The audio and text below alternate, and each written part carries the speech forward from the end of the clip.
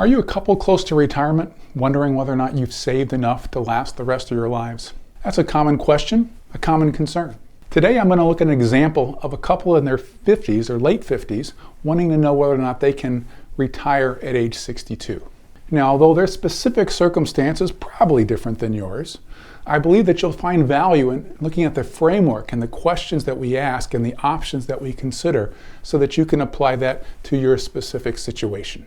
Hi, I'm Scott Grissom. I was a college professor for many years, and now I teach couples close to retirement how to understand and manage their finances with confidence so they can enter the next chapter of their lives with enjoyment. So in this example today, it's a pretty simplistic one. Yours will probably be different depending on where you live, your specific financial goals, your health, but overall, the framework that we investigate should be useful to you. Meet Tommy and Mary. They're both 58, working full-time and hoping to retire at 62. They expect to have $800,000 in their retirement accounts. They want to live on $84,000 per year in retirement, which will cover housing, food, travel, healthcare, and hopefully some fun. They don't have a company pension, but they are expecting $4,000 per month in Social Security if they both wait until age 67. And then finally, they expect to live to age 92. So let's consider some key aspects of their scenario before we look at the results. The first one is living expense. Where did that $84,000 come from? Was it a shot in the dark? Is that their current pre-retirement income? Some rules of thumb suggest that retirees will need anywhere from 70 to 85% of their pre-retirement income. We see a drop here because they're going to generally be paying less in taxes and they're no longer contributing to their retirement accounts. But I prefer a more specific approach. I'd really encourage you to take a look at your finances for the last 6 months. Maybe all of your expenses filter through credit cards and checking accounts with automatic payments for utilities and so forth. So for each of the last 6 months, just do a gross understanding of where is that money going in terms of to checking accounts or from checking accounts and from credit cards. Now ideally, you drill down even further and talk about how much do we spend on utilities and groceries and travel, but that might be a little daunting to get started. But either way, we want a pretty accurate number on that living expense. Second feature is healthcare. Now they're planning on retiring at age 62 and will have to wait 3 years until 65 when Medicare kicks in. So they need a plan for those 3 years of either going to the private healthcare market, which can be pretty pricey.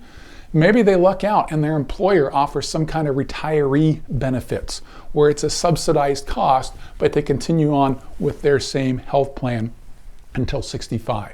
Either way, healthcare, pretty big expense to be planning for, especially when you retire before age 65. Third aspect is inflation.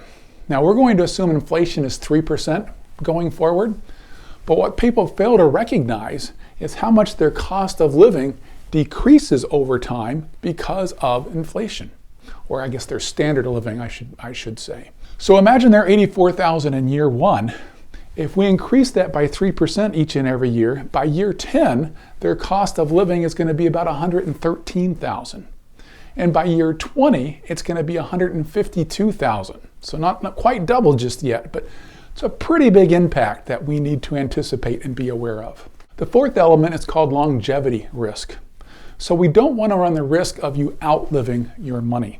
So we've got to come up with some reasonable estimate of what your expected lifespan is. Now clearly we don't know. Maybe you're looking at your parents and they lived into their mid-80s, so you assume that's good enough for you. Tom and Mary went to the Social Security website and looked at their longevity calculator or their life calculator, and it turns out that they are each going to, on average, live into their late 80s. So 87, 88 for Tom, 88, 89 for Mary. But remember, this is just an average. So that means some people live beyond that, and some people don't make it that far, and that's what makes the average. So we don't want to go just with the average, we want to be a little bit higher. So in their case, we've said 92. And then finally, we're not going to spend any time in this video talking about investments. But for the purposes of this study, we're going to assume that they're invested in 60% stocks and 40% in bonds. And historically, that tells us that on average, their portfolio should grow about 8% per year. Now, it's on average. So sometimes it's going to be above that, and sometimes it's going to be below that. And so we will eventually try to factor that into a more complete plan, but not in this simplistic model. So let's take a look. This graph shows where does their income come from. So the orange bars represents withdrawal from their investment accounts, and the purple bars represent Social Security. So at age 62, that first year, they're going to have to withdraw $80,000, $90,000 from their investments. Now, if their investments are only $800,000, that's over a 10% withdrawal rate. That's not sustainable for their life. They couldn't continue to do that. But they don't have to, right? So we only have to do this for 5 years. So on the chart, we see 62 through 66, all orange bars, because all of their income is coming from their investments. Age 67, Social Security kicks in, and now we see that it's sort of split between Social Security and their investments. And we continue to the right, 67, 70, 75, up to about 88. Now we see those red bars. Those red bars tell me that the investment accounts are now depleted. So from age 88 on, Tom and Mary are going to have to live on Social Security alone, which might be difficult. So at the moment, we're a little cautious about this plan working out for them. Now, before we move on, are you enjoying this? Are you getting some value? Are you eager to find out what happens to Tom and Mary? If so, please click on the like button in the lower left corner. This helps other people like you discover these videos, and I'd really appreciate it. So what could they consider as alternatives to modify this a little bit? Well, maybe one of them is willing to work to age 65. Now that would help a lot because they're going to continue to work and hopefully have health care benefits through their employer until Medicare kicks in. So for those ages 62 to 65, they're going to save quite a bit on health care coverage. But they've said, nope, we're committed. We both want to retire at 62. All right. Maybe they're willing to have some part-time work from ages 62 to 67. Seasonal work, nothing too demanding. Whatever that is, if they can just generate $20,000 to $30,000 of combined income, that's going to reduce the amount that we have to pull out of their investment accounts, and maybe that will get them through their plan. Well, they scratched that as well. Nope, we're committed. We want to retire at 62 together. We want to spend all of our time together, which sounds a little naive to me, but that's their choice. So what else could they do? Well, a lot of times clients will say, what happens if we start Social Security at age 62? We want to generate that income as soon as possible. That means that we're retrieving less out of our investment accounts. Well, that's true. But remember, when you do that, you start off with a much smaller Social Security check. So if you were to start at age 62 and delay, for every year that you delay, your check size increases by 8%, up through 67, which is what we call your full retirement age. So although right now they're expecting to get $4,000 per month at full retirement, if they start at 62 instead, they're going to get about 30% less, or maybe $2,800 per month. Well, that's a pretty big cut. Now the advantage is that's $2,800 we're no longer having to pull from our retirement accounts in year one. So let's see how that plays out. Here we see at age 62, we've got orange bars and purple bars. That's because we're using Social Security right away. We're pulling less out of our investment accounts because it's being supplemented by Social Security. And as we move left to right year by year, we see we're divvying up that cost about half and half between investment cost and Social Security checks. But once again, when we get to age 88, 89, we've got those red bars again. That tells us despite this new plan, despite starting Social Security early, we still run out of our retirement funds. So that plan's not going to work. What else could we do? Well, maybe they're willing to live on less. Now, if they're really committed to retiring at 62 together and not doing part-time work, could they live on less? Is that an appropriate trade-off for them?